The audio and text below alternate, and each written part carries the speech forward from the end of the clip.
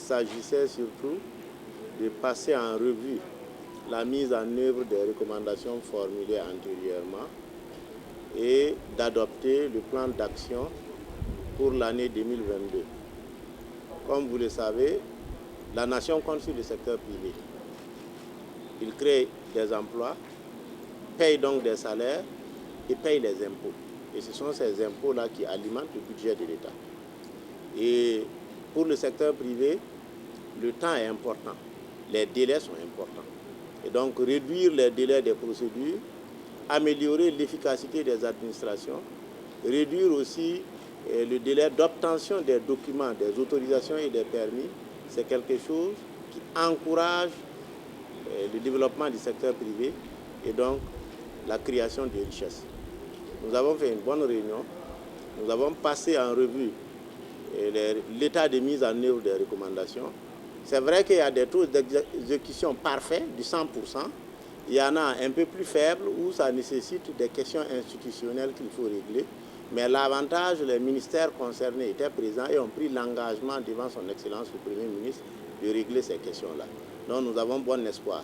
Vous savez qu'un des soucis majeurs de notre pays, c'est la question foncière. Et donc c'est quand même une question qui est revenue au niveau de toutes les interventions et des engagements ont été pris pour pouvoir alléger les procédures et trouver des voies et moyens pour réduire les lenteurs et les lourdeurs afin de permettre aux différents acteurs économiques d'avancer. Que ce soit à titre individuel ou à titre de société, aujourd'hui, si vous voulez investir, vous avez besoin de documents fonciers. Et ces documents suivent une procédure qui est parfois lente, longue, et dans le contexte particulier du moment où les délégations spéciales ne sont pas encore en place, donc forcément il y a un goulot d'étranglement qu'il faut régler. Donc ça, c'était une préoccupation majeure et partagée. Pour les actions à venir, c'est d'abord la mise en œuvre des recommandations résiduelles de l'année passée et qui intègrent un certain nombre de questions, notamment aussi le partage d'informations avec des pays partenaires et frères pour le commerce transfrontalier, mais il y a aussi des actions d'amélioration au niveau du processus de décision, mais de délivrance des documents dont ont besoin les acteurs économiques.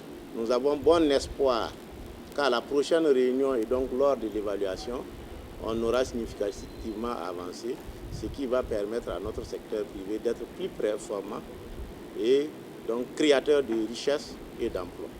Ça fait plusieurs fois que nous assistons à ce genre de réunion d'évaluation, ce qui voudrait dire que le gouvernement prend à cœur les problèmes du secteur privé.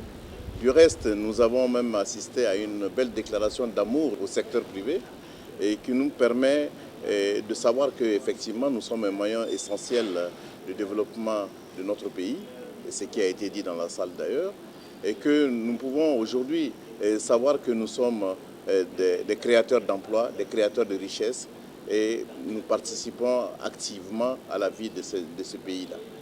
Nous savons aujourd'hui que nous devons faire mieux. Nous avons aussi des obligations vis-à-vis de l'État. Et nous constatons qu'une matinée entière a été passée sur la question du secteur privé et nous ne pouvons que nous en réjouir. Et des instructions claires ont été données par son Excellence, Monsieur le Premier ministre, à l'ensemble des participants pour que chacun œuvre pour atteindre les objectifs fixés.